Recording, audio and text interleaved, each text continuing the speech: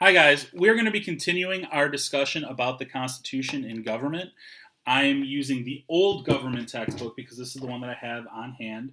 It is called Holt American Government. If you go online to the National Emergency Archives or the National Emergency Library, you can find a newer version of this textbook online to kind of follow along, but it will probably be set up a little differently.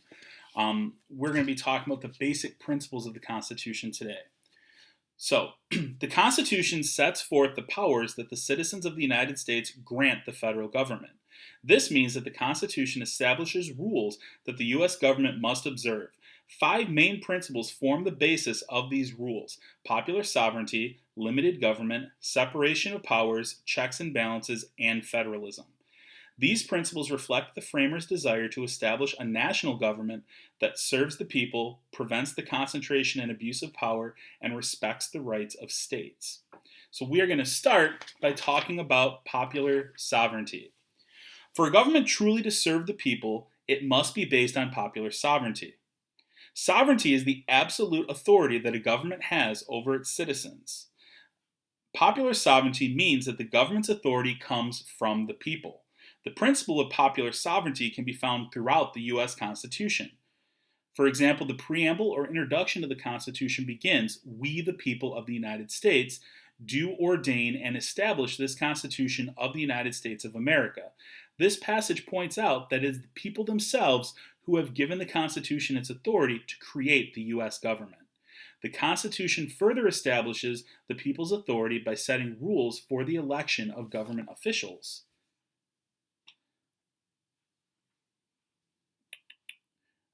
No one reaches government office by virtue of his or her birth, as in a monarchy. Rather, the U.S. Constitution establishes a republic in which citizens elect others to represent them. Now we're going to move on to limited government.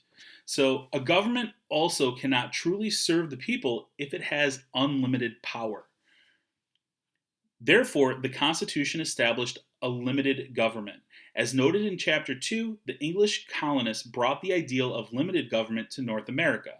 The Constitution limits government by establishing the guidelines for how the government may act. Section 9 of Article 1, for example, lists powers that the national government does not have, such as the power to grant titles of nobility. Other parts of the Constitution keep the government from violating citizens' individual liberties, such as the freedom of speech. Each of these restrictions upholds the principle of limited government. Next, we're going to talk about separation of powers. Although the framers wanted to give the national government the power it needed to govern, they also wanted to prevent the concentration and abuse of power.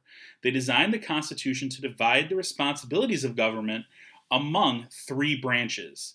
This separation of powers makes sure that no one branch has too much power. The framers listed the responsibilities and powers of the three branches in the first three articles of the Constitution. Article 1 lists the responsibilities of the legislative branch. Congress, a bicameral legislature, makes the nation's laws. Although the House of Representatives and the Senate share responsibility for passing legislation, each chamber has its own special powers. For example, legislation to fund the government must begin in the House of Representatives. Only the Senate, however, can approve presidential appointments and treaties with foreign countries. Article 2 establishes the duties of the executive branch, which is made up of the president, vice president, and various executive departments. The executive branch executes or carries out the laws established by the legislative branch. In addition, the president serves as the commander-in-chief of the nation's armed forces and has the power to direct U.S. relations with foreign countries. Article 3 sets out the role of the judicial branch of government.